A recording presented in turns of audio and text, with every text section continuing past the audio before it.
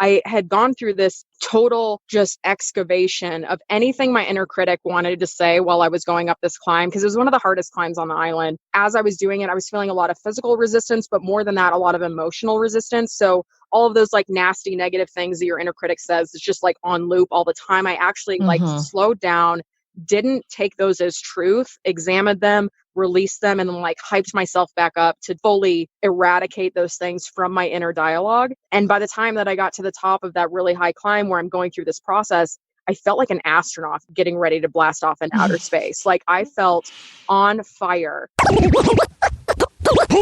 This is your Kick-Ass Life podcast, episode number 310 with guest Sydney Williams. This is the Your Kick-Ass Life podcast with Andrea Owen, a no BS guide to self-help and badassery. Because ladies, let's face it, life's too short for it to not kick ass. And here's your host, the girl who serves it up straight with a side of crazy, Andrea Owen. Hey there, ass kickers. Welcome to another episode of the podcast. I am so glad that you are here with me this week. If you missed last week's episode, I'm going to highly encourage you to go over and check it out. It was all about the decade coming to an end. I asked a lot of powerful questions on that episode, and there is also a free PDF for those of you who like to dig a little bit deeper, who like to spend some time digging into these questions and journal them out, or even if you just want to think about them, you have them at your fingertips. So that was episode 309. And next week, we're going to be looking ahead at the decade coming up. Yes, the year coming up, but the entire decade as well. I'm excited to bring you that episode coming up. This week, I have such a beautiful conversation with my friend Sydney Williams. And just a heads up, we had a little bit of technical difficulties and the audio isn't as amazing as I would like it to be, but it is definitely good enough. And before we jump in to that, I wanted to let you know how important it is that we get ratings and reviews about the podcast wherever you consume your podcasts, whether it is Google Play, Apple Podcasts, Spotify. There's so many now. There's so many platforms out there, which is great because it's so much more access to getting all of your favorite shows. And ratings and reviews are kind of like payment, if you will. For these podcasts, it matters so much to the show. So if you haven't done so already, please, please, please take a moment to go ahead and do that. And thank you to all of you that have. We read every single review. So thank you from the bottom of my heart for taking the time and the energy to do that. All right, you're going to hear Sydney's story, which is an incredible one, in just a minute here. But let me tell you a little bit about her. When a former collegiate athlete and competitive skydiver, Sydney Williams, unexpectedly found herself on the receiving end of a type 2 diabetes diagnosis while grappling with unresolved trauma from a decades-old sexual assault, she set out on a mission: turn her pain into power. 2 hikes across Catalina Island, and 80 miles later, she founded Hiking My Feelingsto to help others tap into the mind-body connection and healing power of nature that helped kick her self-limiting beliefs and disease into remission. Today, she travels across the country, empowering others to summit their personal mountains on their way to becoming well-beings. So without further ado, here is Sydney. Sydney Williams, thanks for being here. Thanks for having me. Well, of course, I have to start by telling the story of how we met. I would hope so. I would hope, because it's a fascinating and riveting story that began on Twitter. And it's really not that fascinating and riveting, but it's sweet, I think, because I was 37-ish weeks pregnant with my daughter. Jason, my husband, and I had been going round and around about what to name her. We had an actually really easy time deciding on our son's name, Colton. This one, it was a slugfest. We were not backing down from the names that we liked. And we both liked the name Sydney, and there was a couple that we both kind of liked also. And then we had a mutual friend on Twitter, and I saw that my friend Jenny Blake was friends with a young woman named Sydney Owen. And obviously our last name is Owen. And so I tweeted you and I was like, hey, how'd you like growing up with the name Sydney Owen? And you said, it's pretty awesome. No complaints. You said it's the best name ever. That's what you said. Right.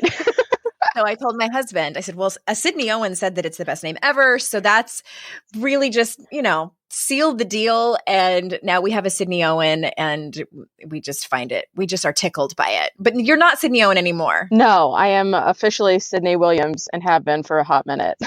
For a hot minute, yes. So anyway, that's how we met. It's kind of a random story.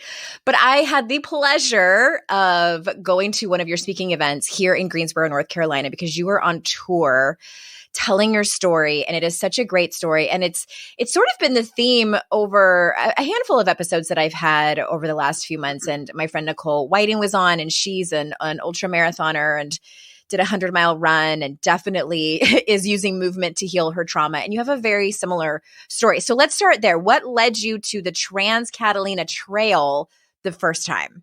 And tell us where that is and like all of the kind of logistics of it.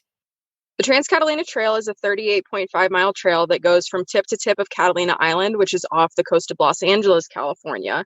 And to get folks that are listening into the mindset that I was in before we started doing that the first time, the 2 years leading up to that trail were some of the hardest years I've ever survived. So I'm just going to kind of quickly run through some of the stuff that happened in the years leading up to that, and then we can go from there. So yeah, because you weren't, I just want to stop you for a second. You weren't somebody who decided from an early age that you wanted to be a hiker or had this on your vision board or I didn't really like that. learn to love hiking until I moved to Southern California in 2011. So this definitely wasn't like a childhood dream of mine, not by any stretch. Okay. So you had some hard stuff that happened, and then that's what pushed you into doing it. So my friend Chris, who was a U.S. Army veteran, took his own life at the beginning of 2014. So that's how the year started. And later that summer, my uncle Mike, who had previously beaten brain cancer, had the tumors come back and take his life. And around the same time that happened, I was training for the national skydiving competition, and my teammate sustained what we thought would be a season-ending injury. And we didn't have enough time to get anybody else trained up. So we figured that was it for the competitive season for that year. So we just pushed pause on competing with the team that year. And my friend Adam, who was basically like the little brother I never had, if I had kids, I would want them to grow up to be like him. He went to Idaho for a base jumping trip and didn't come home. He died on a base jump.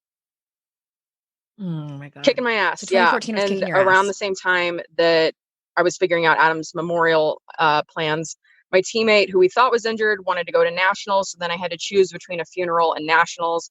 I chose the funeral, went and did all that.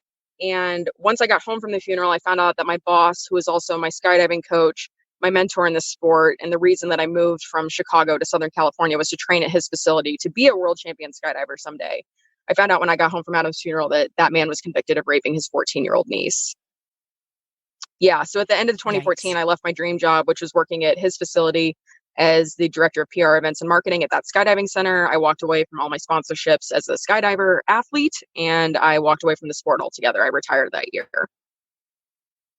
Which, I'm not trying to derail the conversation, but when you came to my house, because both you and your husband were there and that's how you met, is skydiving. I didn't even realize there's a whole world of professional skydiving, championships. You guys go to competitions, and this is legit. That blew my mind. So it's just one of those things oh, there's a profession where you can do that. So exciting and interesting. I'll have to have you back on so you talk all about that. But sadly, that kind of, was that the end of your career or what did so that it was the end of my career as far as working in the sport for another facility or manufacturer or skydiving center goes. But in 2015, I launched my own skydiving events company, and I did a handful of events. And the last one I did was Adam's Memorial Skydive. And at that point, I was like, yep, totally done with the sport. Mm-hmm. I just released my friend's ashes over this drop zone. I'm done. See you later. Oh, wow. Mm-hmm. Okay. So what, did you just wake up one morning and decide I'm going to do this? Yeah, well, we had been deciding, my husband grew up in New Hampshire. He's been outdoorsy his whole life. We had done some backpacking, or we had done some day hikes and some camping trips, sleeping in a tent on the ground kind of thing. And I liked both of those. So when I had the opportunity at the end of 2016 to have a whole extra week off work and not have to worry about being available for clients or anything else like that, knowing I could be completely disconnected, my husband was like, hey, why don't we try backpacking? And I was like, okay, yeah, sure. Sounds great. And that's how we found the Trans-Catalina Trail. Okay. And I was at your event where you told this whole story. And like one of the most hilarious parts about it is that you went in. So I think the only thing that I've done even remotely close to that is I did, the fundraising thing where people did like the 60-mile walk for breast cancer over 3 days. Like I trained like gangbusters for that. And you, how was your training leading up to that? There wasn't any. Like I love though, like the delusional confidence that you have. You're like, I'm just going to go on this 38-mile hike. And it's funny because I was in the worst shape of my life. Like in the lead up to that trip, like I had to go and get all the equipment because I had never been before. And I went to go get like the technical hiking clothes so I could look super professional on the trail. Which always makes like you feel ready, right? Is 100%.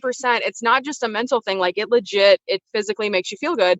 So, but like the store that I was shopping at, I bought the biggest sizes that they had because they did not sell any clothes bigger than that. And I was like a little sausage squeezing into my casing to go get on this trail. Like I was overweight. I was out of shape. I had just survived like 2 of the hardest years of my life. And I essentially just like rolled off the couch and onto the trail. Again, I love the term delusional confidence. Oh my God, what a perfect descriptor for my life at that time. It's like, I got this, it's fine. I've been using that term because I had that kind of confidence when I first started my business. So I very much know that place where you're like, I don't know, it's just going to work. Oh, so good. Oh my gosh. Okay. So and I know like the whole story is much longer, but like you had a moment on that trail. So the first time we went across the island, it was the hardest thing I've ever done physically. And like to kind of set that up, so there's a little bit of context for that. Like I was a gymnast growing up. I did traveling competitive cheerleading. I was a Division I athlete on the women's rowing team at the University of Kansas. I was a competitive skydiver for 4 years. So like I've done hard things physically.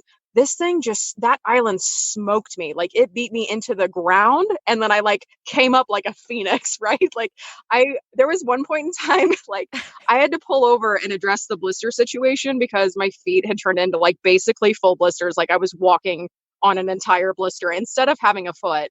And I had this moment on the trail where I was like, I had just taken off my shoe. I took off my sock. And then I had taped up a blister. So with the sock came the tape, and with the tape came that first layer of skin. And my only thought in that moment was like, I was just like, hey, Sid, so like, I don't know if you know this, but you're finding out right now, wearing your hiking boots at your standing desk is not the same as breaking them in. Like, it was the only thing I could think of. And I was just like, wow, yeah, delusional confidence is 100% right here. Let me just march in place and that'll break in my hiking boots. Like that. I would have done the same. Oh my gosh, that's hilarious. But I'm sure like when it was hilarious. And so it was just like, it was really, really intensely physical. And I did learn 2 really good lessons on that first trip. Like I didn't recognize my body in the dressing room when I was trying on the high performance, like hiking apparel. But I did learn on that first trip that I love my body. Because even though I didn't recognize it, the body that I didn't recognize just took me almost all the way across the island. I also didn't finish the first hike. Like there was no way I could have. And also they were saying that the trail might have been rained out. And I was just like, well, if there's a chance, I'm just going to sit down and be done because I don't want to get hurt. So yeah, so I tapped out on the first one, but I love my body. And it reminded me that I could do hard things. Like I mentioned before, I've done a lot of hard stuff physically. I mean, like I've moved all around this country for love and work just because it's fun. And that's what I want to do. Like I've done hard things physically in life and love and otherwise. And that trail was such a beautiful reminder of that. Yeah. Okay. Well, I want to circle back to what you were saying about loving your body, because I know that you're just kind of telling it as it's a beautiful sentiment. And I know it was much more than that. It wasn't just like one day you woke up or in the dressing room, you just decided that you were going to do it. So tell us about like what kind of made you, I mean, or maybe was it just a switch that was flipped, or what did that look like? Well, for me, in the lead up to this trip, let's like set the stage here, right? Like this is December 2016. Let's think about what's going on in the world. Like politically, Trump was just elected president. There's a lot of stuff going around just in general. Like the climate of the season is like feminism is cool again, or maybe for the first time ever, or for those of us that have been doing this for a hot minute, we're like, oh, hi, welcome to the party. Leading up to that like whole time of my life, like I had been following, like standard Instagram accounts, but generally like when I would go scroll through Instagram, I would feel like absolute dog shit about myself. And so I took a very distinct and deliberate effort and I went through on a long scroll, and everything that made me feel like trash about myself, I unfollowed or muted if it was like just like a temporary thing, like somebody's on vacation and it's triggering me because I'm not. Like Right. I made a very distinct point and took deliberate action to make my Instagram feed and my social media feed a place where I could find positivity and inspiration instead of feeling like absolute shit. So I started following plus size models. I started following like advocates for body awareness, body positivity, health at every size, because what was happening was I was looking at bodies that didn't look like mine and judging myself against that. But once I introduced different kinds of body and I saw, in fact, that beauty comes in all shapes, sizes, and colors, then I stopped hating my body so much. So before I got on that trail, I was like, I would say like body neutral, where I didn't hate it, but I didn't love what I had going on. And at the end of that first hike, I felt appreciation for what my body was capable of doing. I say at the time, I love my body, but after the second hike is when I really was able to come around and understand what actually loving your body means. Because I had hated it for so long leading up to that first hike that being neutral felt like love. But after the second hike, that's when I learned like, oh, on the first hike, that was more of a neutral. The absence of hatred does feel like love in comparison.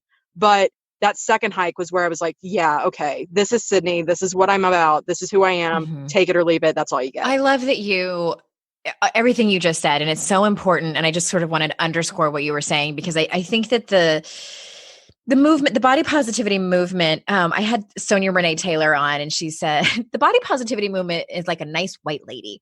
She means well, but sometimes you can't trust her.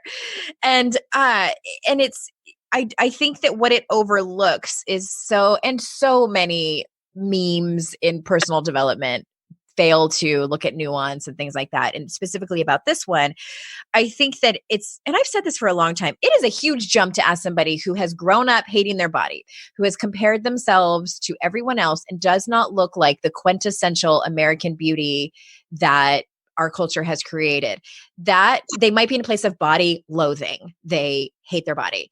To ask them to jump to love your body, when a lot of the love your body people are like a standard size 4, how the fuck does anyone do that? Right? So it just, again, if you're get to a place of like, the win should be to get to a place of neutrality, to get to a place of acceptance first, then body love. You with me on that one? 100% fists in the air. Yeah. Yeah. It just, and I too have been guilty of falling, in the very beginning of my personal development career, of like touting love your body. And then I really dove in and I was like, oh, wait a minute. And that's the thing, is like, I don't want to say don't, and I don't want to discredit the movement, because it's 100% wildly important. We have been prescribing to and subscribing to this ideal that is like near impossible for most people to meet. But at the same time, it's not either or, it's yes and. Like, yes, love your body, and also let's shift the conversation to accommodate for the nuance that makes that so difficult. Right. Well, and you mentioned health at every size, and this is a conversation that you and I had in my kitchen, and where, and I see 100% see both sides. And then when you found yourself in this place where you were overweight and you were not healthy, and also needing to at a place where you accepted your body for what it was, curves and all, and then you got some medical news. What happened? Yeah. So 9 months after that first hike across Catalina Island, I was diagnosed with type 2 diabetes. And in the moment when I was diagnosed, like, my first thought was like, well, let's not wreck the car, because I was driving. And then my second thought was like, I guess I can't eat bread anymore. Like, I didn't know anything about this disease. I didn't know what was happening in my body. I didn't know if I could reverse it. Am I going to be on meds my whole life? But the first thing that my doctor said was like, losing weight is one of the most efficient ways to manage this disease. And what wasn't made clear to me at the time, but what I found out later down the road, is where I was in my prognosis and the progression of the disease was, we caught it, I'm really young as far as like diabetics go, especially type 2. That's usually diagnosed later in life. I was young and I was diagnosed early in the progression of the disease. So in my case, losing weight empowered me and empowered my body to work with the natural amount of insulin that it still produces to manage my blood sugar. So Mm-hmm. as I lost body mass, my body was able to work with what it naturally produces, which means I didn't need to have supplemental insulin, and that I hadn't progressed through the disease enough to where I would need to have injectables. So for me, losing weight was 100% part of the treatment plan, which when it comes from a medical place instead of a vanity place, like I want to be thin for this event, or I'm going to my reunion and I don't want to be fat, or I want to look hot in a bikini. Like my attempts leading up to this diagnosis to lose weight had always been rooted in some superficial reason to lose weight, not for my Mm-hmm. health. It was entirely for my appearance, and usually trying to make somebody else happy, not Right. myself. So to have the Yeah. doctor say, yes, here's a nutrition plan, here's an exercise plan, here's some medication to get you started. The priority here is to lose weight. That's the most efficient way to manage this disease. I took that as a challenge. And I was like, listen, I'm a people pleaser. I like earning gold stars. Doc, if you tell me I have diabetes and that losing weight is the way to manage it, challenge accepted, sis. I got this. And I Mm-hmm. crushed it. Like it was the most beautiful switch as far as my mentality around my health and especially around weight loss. Because at that point in time, I was like, yeah, no, I'm healthy at this size. Everything's fine. And then the doctor's like, hey, actually, no, you're not. You have diabetes. So you need to get that together. So it Mm-hmm. was quite a mind bender to be like, oh, I'm comfortable in my skin. I don't care if I weigh 200 plus pounds. I feel good. I'm empowered. I'm worthy of taking up space. All the like mental health stuff that impacts how we feel about our bodies. Then to have the doctor be like, yeah, no, you need to be smaller, like physically, you need to do Mm-hmm. that, was like, oh, all right. Like it was good because it was serious enough. Diabetes was where it was like, hey, take a good hard look at your life and make some changes. This is an opportunity rather than a burden, versus like a really progressive cancer diagnosis or something where that could completely derail my life and I'd have to go find a place to get treatments and do all this other stuff. Like this was enough of a thing to empower me to make the choices that I need to make that I already know how to make. If we're being honest, I've known how to take care of myself my entire life, but it is Yeah. so easy to be unhealthy in this country. And it's so easy to numb in other ways that are socially acceptable, but unhealthy, that this was just like the biggest catalyst for change and the biggest wake up call I've ever had in my life. Mm-hmm. Wow. Okay. And so I'm not sure if, and I remember you're talking about you got that diagnosis, and it's so interesting. And I don't know if you agree. It sounds like the universe handed you a big fat invitation, and it wasn't. From where I'm sitting, it doesn't sound like it has really anything to do with your weight or the diabetes. It has everything to do with your mental and emotional healing that happened. And so I'm not sure which came first. Was it the diagnosis and then the trauma healing, or the trauma healing and then the diagnosis and weight loss, or was it kind of all mixed together? It started with the diagnosis, which led to the trauma healing, 100%. Okay. So tell us about that. Yeah, so I've always had a wildly disordered relationship with food, as I'm sure a lot of listeners can relate to. What I realized on this second hike, as I was training for it, I realized that instead of eating and drinking my feelings, I had been hiking my feelings since I was diagnosed with diabetes. And that felt revolutionary to me because I was given, like you said, it was basically an invitation. I honestly think it was a gift. It was like, hey, here's this diagnosis. Do what you want with it. And P.S., if you choose the right path, your whole world will open up and be amazing. Like, Right. and I Do with felt, it as you please. yeah. And so what had happened was after I got diagnosed, like I channeled all of my people pleasing tendencies into managing this disease and being the best diabetes patient my doctor's ever seen. So I cleaned up my diet, and actually, I don't even like saying diet. I cleaned up my nutrition plan because diets are gross.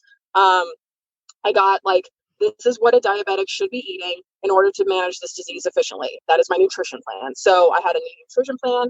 I had my meds. I had my 30 to 45-minute walk I did every morning.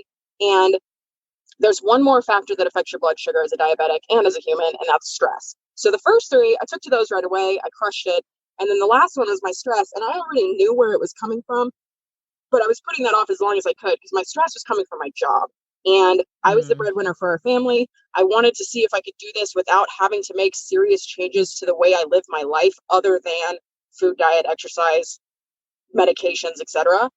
So when I started having physical results, I started losing the weight, which was the goal, but my blood sugar was still elevated. I really actually had to dial in on my stress and see where that was coming from. And that was coming from my job. So at the time, I was leading email marketing for NBC. I was diagnosed the week before fall premieres. So if you know anything about the entertainment industry, or if you watch a favorite show, you know how much we like to ramp up communications around the times that new seasons start. And that was my job, and it was very stressful.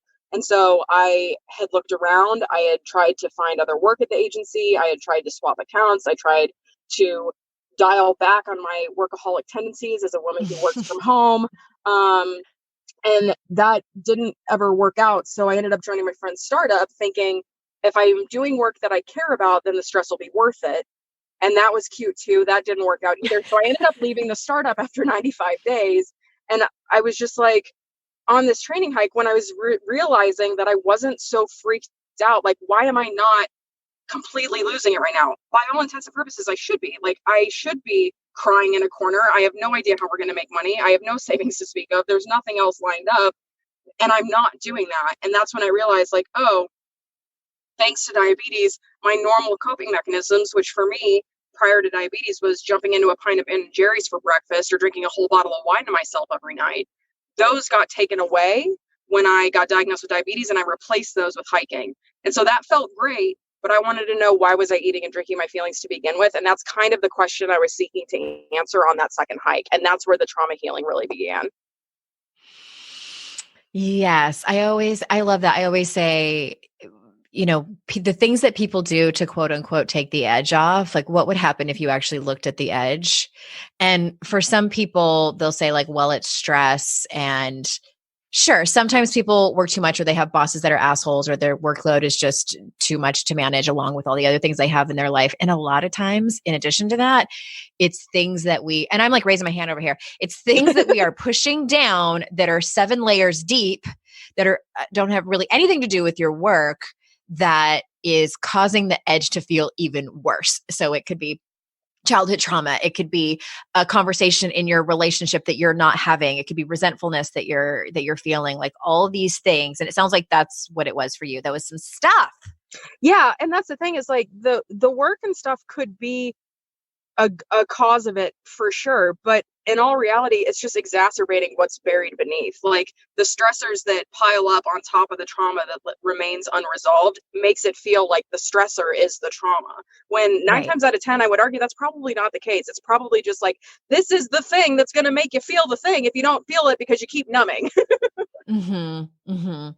And I love, you have a term for that, and you call it your trauma pack. So can you tell us about that? Yeah. So on the second hike, with this mindset of, why was I eating and drinking my feelings to begin with? I also wanted to know what would be possible if the hike itself wasn't the hard part, because I had done this hike before and I did it 70 pounds heavier, in the worst shape of my life, rolling off the couch and onto the trail. If I could do that much work physically in that physical condition, what would be possible now that I'm lighter, that I've been training, that I have the right equipment, that I've broken my shoes? Like there's all these barriers that are no longer in my way, combined with this desire to answer, like, why was I eating and drinking my feelings to begin with? So over the course of this hike, I had these little like indicators that this wasn't just a physical journey. So on the first trip, about an hour and a half, 2 hours into it, I started to get my first blister.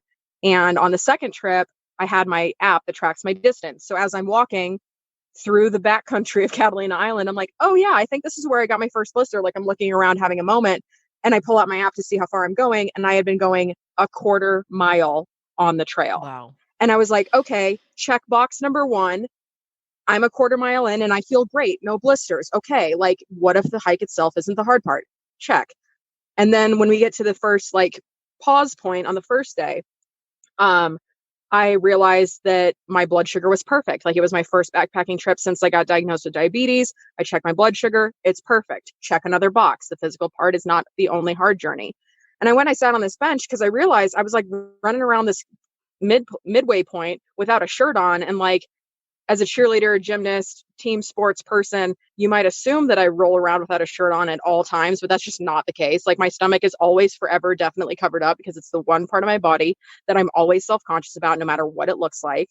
But on this campground or at this little like playground in the middle of nowhere on this island, I was running around without my shirt on. I was like, why?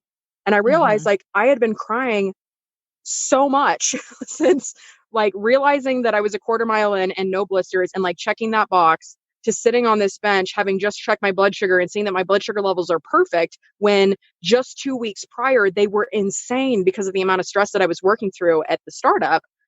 I was like, why was I crying so much? Well, I mentioned at the beginning in 2014 that I lost a bunch of people, and that's kind of what led me to the trail the first time in 2016.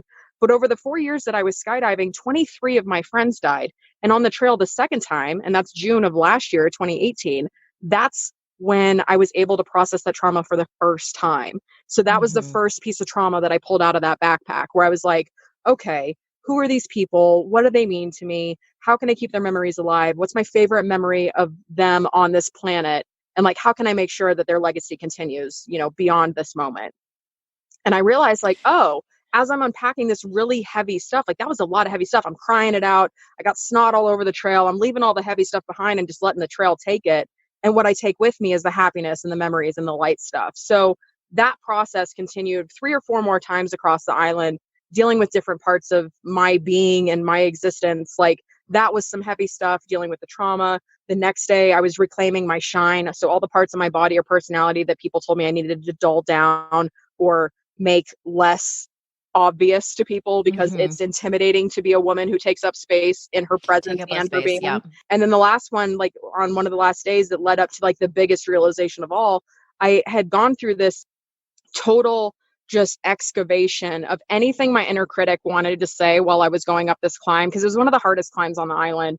And as I was doing it, I was feeling a lot of physical resistance, but more than that, a lot of emotional resistance. So all of those like nasty negative things that your inner critic says is just like on loop all the time. I actually like slowed down, didn't take those as truth, examined them, released them, and like hyped myself back up to fully eradicate those things from my inner dialogue.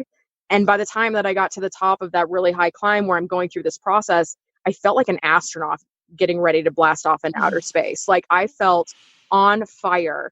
And I had felt that feeling before and it was familiar, but this time it was different. Like I'm older now. So, but I know that I felt this. Like when was the last time that I felt this confident in the direction my life was going, even when I shouldn't? Because at this point in time, I don't have anything else lined up. Like I'm just walking across this island with no job to go back to, but I'm oddly confident. When was the last time I felt this good in my body? When was the last time I felt this supported by the people around me? And it was on my way down into the last campsite on this island that I realized that the last time I felt this good in my body, in my life, and supported by the people around me was right before I was raped 12 years ago. And in that moment, I wasn't scared. I didn't feel sad. I felt free because now, out of nowhere, I have context for all the things that had felt chaotic in my mind and body since the assault, all of the decisions that I had made that were typically uncharacteristic of the woman I was before I was raped. Just all kinds of context for like the trauma and what it had done to my life and how I had moved through it the best I could, because I didn't get help after the assault. That was the other thing, was like I kept that to myself for 11 years and carried it with no assistance from anybody else because I was scared and I was ashamed and I thought girls like me don't get raped, so I swore I'd take it to the grave. And to be honest with you, I almost did take it to the grave a couple times. This is one of the parts of your story that really struck me. Not so much that you were sexually assaulted. I know that's more common than I wish that it was. But it was that you didn't tell a single soul, not a best friend, not anyone. And maybe it's because I'm just an oversharer, like by nature. And I just, when it happened to me, I told, I think, a couple of my friends. So it really struck me that you walked into that accepting that you were taking it to your grave. It sounds to me there was so much shame around it. There was tons of shame around it. And that's one of the reasons that I wrote the book, is because for me, my understanding of sexual assault was very narrow up through the point where I was assaulted, and even years later, which is why I continued to hold it to myself, because for the longest time, I didn't believe that what happened to me was rape. Yeah. I had declined the night before. I woke up with somebody I knew on top of me against my will. And because it wasn't done by a stranger in an alley with a gun to my head, like everything you see in movies and TV that you think of. Or Like, super it's a violent. very Yeah. clear picture of what rape is, violent rape. Like, I didn't know that acquaintance rape was a thing. So I thought, well, maybe I just wasn't convincing enough with my no last night. Or maybe like Cinderella, your consent expires at midnight and you have to like re-up it at midnight 01 or whatever. You know, like I had made up so many stories as to why I deserved it, or why it happened, or how it wasn't what I thought it was for so long. Like the morning that it happened, I just laid there and pretended like I was asleep. Frankly, I had no other means to defend myself. I didn't think that I could like fight him off, and I didn't want to die because I didn't know if that was a thing. Because like the other side of understanding that what happened to me was rape was like, because it wasn't so obviously violent in the way it had been depicted to me leading up to that point, I also thought, well, girls that fight back, like they could get killed, and I don't want to die. So I just laid there and let it happen. And then I lived through it. And then I went home and I showered and for a long time. And I just swore that I'd take it to the grave, because I figured like, A, girls like me don't get raped. And B, are you even sure that was rape? Because like, you know, the guy, and there wasn't a weapon. So, you know, maybe it's just one of those things where you didn't like it. And it's like, no, like that was definitely fucking assault. Like there's no question whatsoever. But for the longest time, like it wasn't until I started hearing more stories from more friends who were capable of talking about it, who were comfortable sharing those details with me, where I was like, oh my God, like my friend just came to me about something that happened to her, and that's literally what happened to me. And she's saying she was raped. So was I raped? And then I like go and I look up other things, and I'm like, oh my God, yeah, like this is. And for this entire time, I've been slut shaming myself into silence because I figured that I wanted it because it wasn't so violent. So to carry that by myself was so hard. And like my life was impacted in so many ways that I just came to realize between this hike last year and even today. Like I'm still uncovering things about myself and like remembering things that happened while I was in a state of trauma, like different reactions I had, different decisions I made. It's just so interesting to see how unresolved trauma can impact your life physically, emotionally, spiritually, in your relationships, in your relationship with yourself too. It's wild. Yeah. Wow. Thanks for sharing that story in more detail. I did a podcast episode with our mutual friend, Kate Anthony, and I will link to it in the show notes, where I talk about my assault, which sounds very similar to yours. And tell me if this was your experience, because when I told the story on the podcast, and part of why I couldn't define it as rape is because I had a boyfriend at the time, and I convinced myself that I was a shitty human being for what I had let happen. And that was part of the reason where I wouldn't define it as that, and carried it. Although I did tell a couple of friends that it had happened. But in my experience, it was the moment that I admitted that it was at least a sexual assault was the moment of a huge release for me. And also, I believe, where the healing process started. It wasn't that I was healed when I admitted that to myself and others. It just started the process. Do you think that was the same for you? Yes. And that's interesting. I'm excited to hear. One, I love Kate. And two, it sounds weird to say I'm excited to hear about your assault, but I think that there's always something okay. that I understand. I can learn stuff about myself and my processing and my experiences by hearing other people's stories. And what was interesting for me is that I didn't have a boyfriend at the time, but I started dating somebody. Like I was in the process of like, I have a crush on someone. Maybe this could be dating.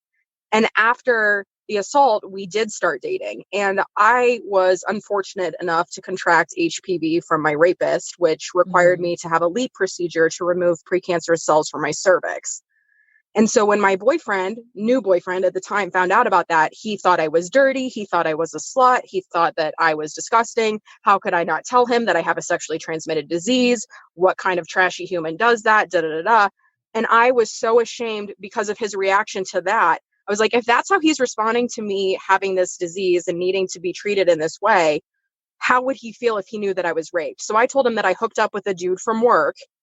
And that and I'm so sorry. And I went on to apologize endlessly, profusely, because it was like my problem and my fault. And I'm a horrible deceitful, deceiving human being for not telling him or whatever.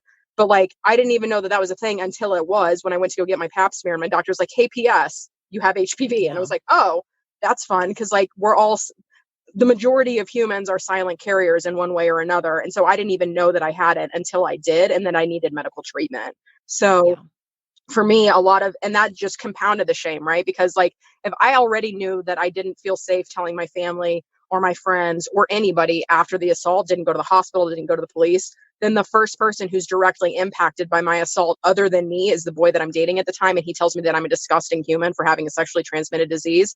You bet your mouth you bet your buns I'm going to keep my mouth shut. Like, this is something that I am taking, because if I was so flawed in that moment, how the fuck was I ever going to find another man that could love me and spend the rest of my life with me and all that stuff if I couldn't be seen for what happened, and if I couldn't even admit that what happened to me was rape? I further damaged myself by saying that it wasn't in that moment.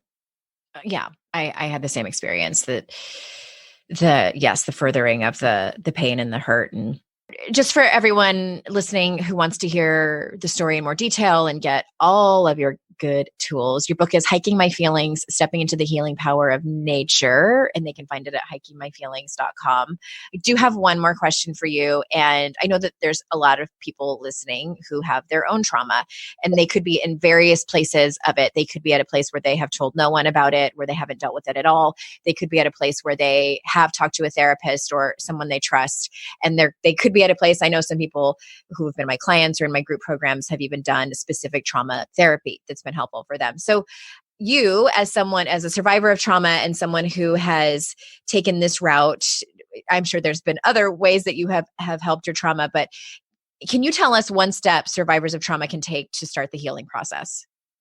I think the most important step is to have the conversation with yourself, because I feel like regardless of whether or not your trauma is sexual assault, maybe it's divorce, maybe you're a survivor of a gun violence incident, maybe you have a chronic illness or a terminal illness, or you've been in a car accident, or you've been bullied, or you're the victim of any of the phobias or isms, like, there is trauma everywhere. And this metaphor of having this backpack that's full of our trauma, I think, is a lovely place to start. So like, if you're walking around life and you're like, man, something just feels really heavy, like, consider for a moment that you have this backpack on that you don't even know you've been wearing. The process to unpack it can be hard, it can be long, and it can be lonely. But I think the first step is to realize, like, darn near everybody on this planet has survived some kind of trauma. So start having the conversation with yourself. Like, do you have this backpack on, and have you looked in it? And if you haven't, if you didn't even know you had it on, take it off for a second and see how that feels. Because it's really nice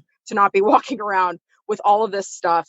Even if it's just temporary, just like set it aside, go have a really lovely day for yourself, and like feel what life is like without this backpack on. And then when you're ready, come back and take a look. And I would highly recommend looking at that backpack with somebody that you trust, not by yourself, if at all possible.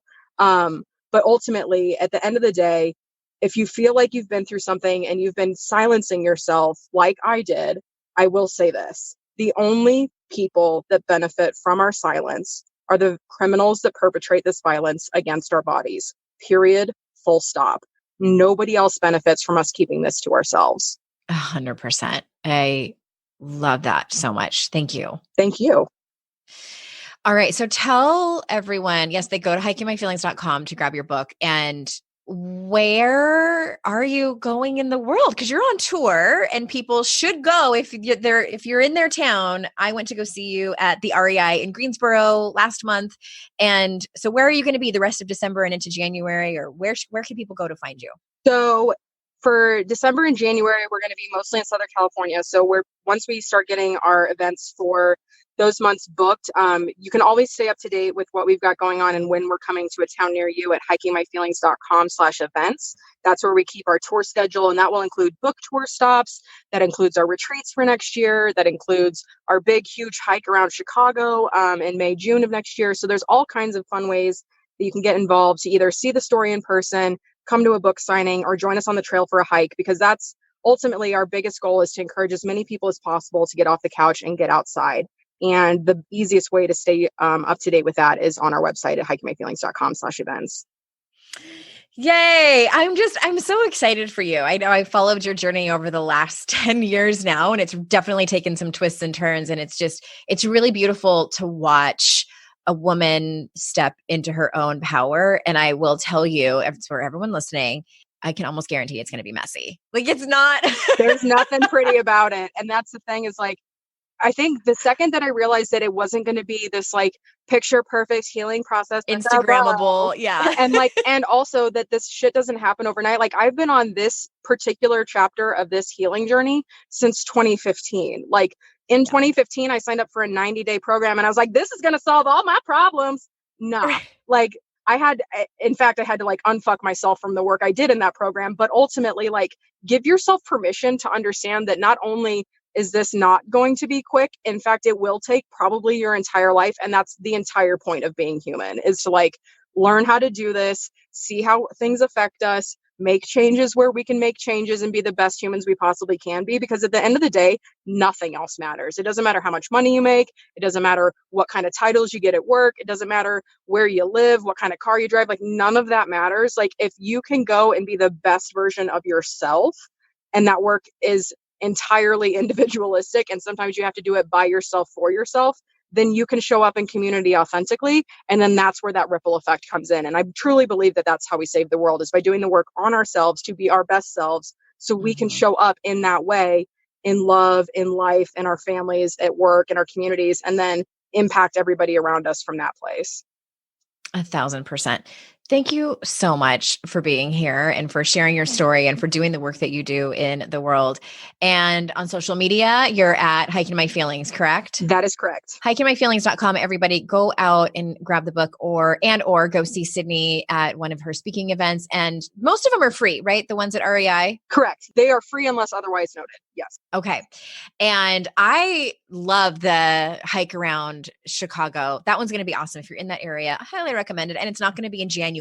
So that's good. I've been to Chicago in January. Yeah. It'll be like the perfect time. Good. Thank you so much for being here. And people listening, thank you so much for your time. I know how valuable that is. And I so appreciate that you spend it here with me every week, along with my guests. And until next time, everyone, I will see you all out in cyberspace. Bye-bye.